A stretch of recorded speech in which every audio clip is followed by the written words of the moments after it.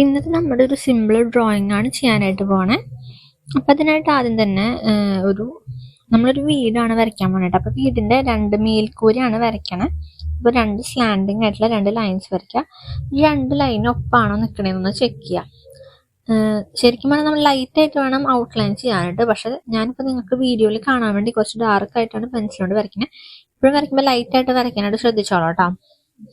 Next നമുക്ക് താഴത്തേക്ക് ഇതുപോലെ 2 സ്ട്രെയിറ്റ് ലൈൻ വരച്ചു കൊടുക്കാം. എന്നിട്ട് അത് രണ്ടും കൂടി കൂട്ടിമുട്ടിക്കാം. ഇനി നെക്സ്റ്റ് നമുക്ക് ഒരു വാതിൽ വരച്ചു കൊടുക്കാം. പിന്നെ ഒരു ചെറിയൊരു ജനല, അത് റൗണ്ട് ഷേപ്പിൽ വരച്ചു കൊടുക്കാം.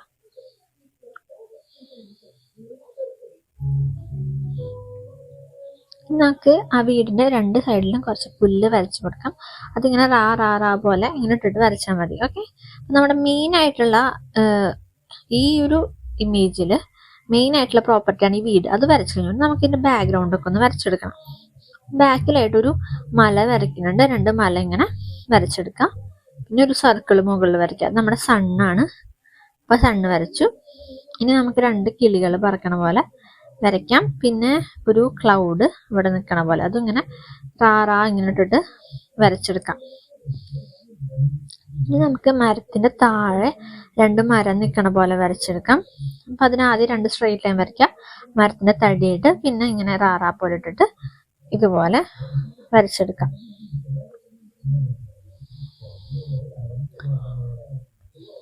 ഇനി ഇതിലെന്തെങ്കിലും ഡൗട്ടൊക്കെ ഉണ്ടെങ്കിൽ നിങ്ങൾ ചോദിച്ചോട്ടെ ഗ്രൂപ്പില്.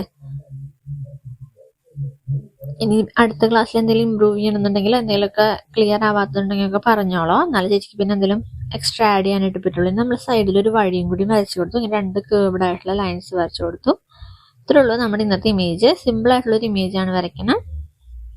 നെക്സ്റ്റ് സ്റ്റെപ്പ് എന്ന് വെച്ചാൽ കളറിങ്ങിന് മുമ്പ് ഒരു സ്റ്റെപ്പ് ഉണ്ട്. നമ്മൾ ബ്ലാക്ക് സ്കെച്ച് വെച്ചിട്ട് ഇത് മൊത്തം ഒന്ന് ഔട്ട്ലൈൻ ചെയ്ത് കൊടുക്കാം. ഇത് മൊത്തം ഇതുപോലെ നമ്മളെപ്പോഴും ഞാൻ ഒറ്റ സിംഗിൾ സ്ട്രോക്ക് വെച്ചിട്ട് നമ്മൾ ഫുള്ള് ഔട്ട്ലൈൻ ചെയ്യണം. ഇതുപോലെ നമ്മൾ നിർത്തി വരയ്ക്കാതെ ഫുള്ള് ഇങ്ങനെ ഒറ്റ സ്ട്രോക്കുകൾ ഫുള്ള് വരച്ച് തീർക്കാനായിട്ട് ശ്രമിക്കാം. അപ്പോൾ നമുക്ക് നല്ല ഫിനിഷിങ് കിട്ടും. അല്ലെങ്കിൽ നമ്മൾ നിർത്തി വരച്ച് കഴിഞ്ഞാൽ ചിലപ്പോൾ ഇങ്ങനെ ആ സ്കെച്ചിന്റെ പാടുകളുണ്ടാവും. അപ്പോൾ എപ്പോഴും ഇങ്ങനെ ഒറ്റ വരയിൽ ഇങ്ങനെ വരച്ചെടുക്കാനായിട്ട് ശ്രമിക്കാം. അതുപോലെ ഫുൾ ഇമേജ് ഔട്ട്ലൈൻ ചെയ്തെടുക്കാം.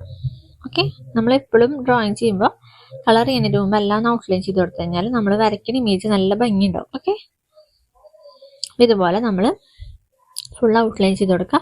എപ്പോഴും ഏറ്റവും ഫ്രണ്ടിൽ വരുന്ന കാര്യങ്ങൾ ഔട്ട്ലൈൻ ചെയ്ത് പോവാം. ബാക്കിലുള്ള ഐറ്റംസ് നമ്മൾ എപ്പോഴും അവസാനം ഔട്ട്ലൈൻ ചെയ്താൽ മതി.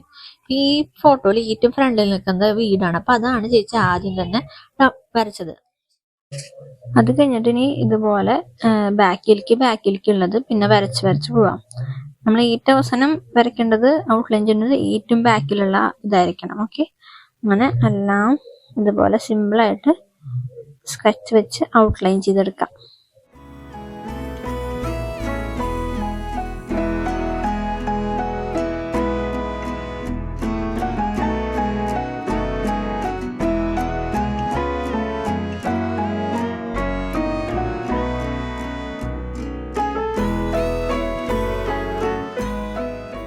ഇനി നമുക്ക് കളർ ചെയ്ത് തുടങ്ങാം. അപ്പൊ നമ്മൾ എപ്പോഴും മുകളിൽ നിന്ന് താഴത്തേക്ക് കളർ ചെയ്ത് തുടങ്ങണം. ഏറ്റവും അത് നമുക്ക് സ്കൈ കളർ ചെയ്യാം. അപ്പോൾ ഞാൻ ഇവിടെ ലൈറ്റ് ബ്ലൂ ആണ് എടുക്കണേ. ലൈറ്റ് ബ്ലൂ ഓയിൽ പേസ്റ്റൽസ് എടുത്തിട്ടുണ്ട്. നമുക്ക് കളർ ചെയ്ത് തുടങ്ങാം. അപ്പൊ കളർ ചെയ്യുമ്പോൾ എപ്പോഴും ശ്രദ്ധിക്കേണ്ട കാര്യം വൈറ്റ്, അതിൻ്റെ ഉള്ളിൽ പേപ്പർ വൈറ്റ് കാണാണ്ട് ഫുള്ളായിട്ട് കളർ ചെയ്യാനായിട്ട് നിങ്ങൾ ശ്രദ്ധിക്കാം.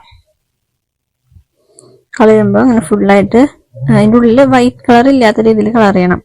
എപ്പോഴും ചേച്ചി ഇപ്പൊ ഫാസ്റ്റില് വീഡിയോയ്ക്ക് വേണ്ടി ചെയ്യുന്നതാണ്. നിങ്ങൾ സമയം എടുത്ത് പതുക്കെ നല്ല നീറ്റായിട്ട് കളർ ചെയ്തെടുത്താൽ മതി. ഇങ്ങനെ പുറത്തേക്കൊന്നും പോവാണ്ട് പതുക്കെ കളർ ചെയ്തെടുക്കാം. ഫുള്ള് ഇതുപോലെ നന്നായിട്ട് കണ്ട. അപ്പൊ ഞാൻ അടിക്കുമ്പോൾ ഇടയിൽ വൈറ്റ് കളർ കാണുന്നില്ല. അങ്ങനെ വേണം അടിച്ചെടുക്കാനായിട്ട്. അങ്ങനെ ഫുള്ള് അടിച്ചെടുക്കാം. പിന്നെ നമ്മൾ എപ്പോഴും ഷെയ്ഡിങ് കൊടുക്കണം. ഒറ്റ കളർ വെച്ച് നമ്മൾ ഒരു സ്കൈ ആണെങ്കിലും അതുപോലെ സൺ ആണെങ്കിലും ട്രീ ആണെങ്കിലും എപ്പോഴും 2 കളേഴ്സ് യൂസ് ചെയ്യാൻ ശ്രദ്ധിക്കുക.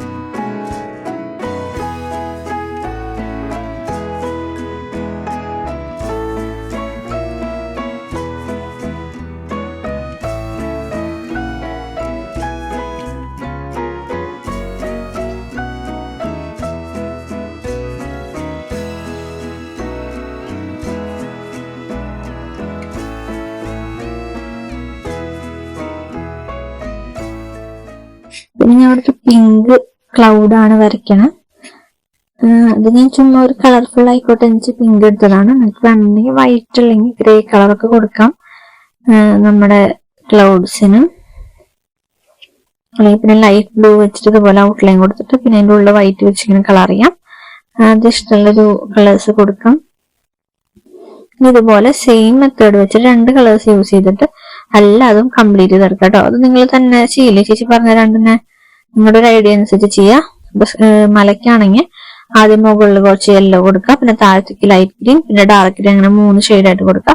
അതുപോലെ ട്രീസ് ആയാലും യെല്ലോയും ഗ്രീനും കൊടുക്കാം. പിന്നെ വീടിന് നിങ്ങൾക്ക് ഇഷ്ടമുള്ള കളേഴ്സ് കൊടുക്കാം.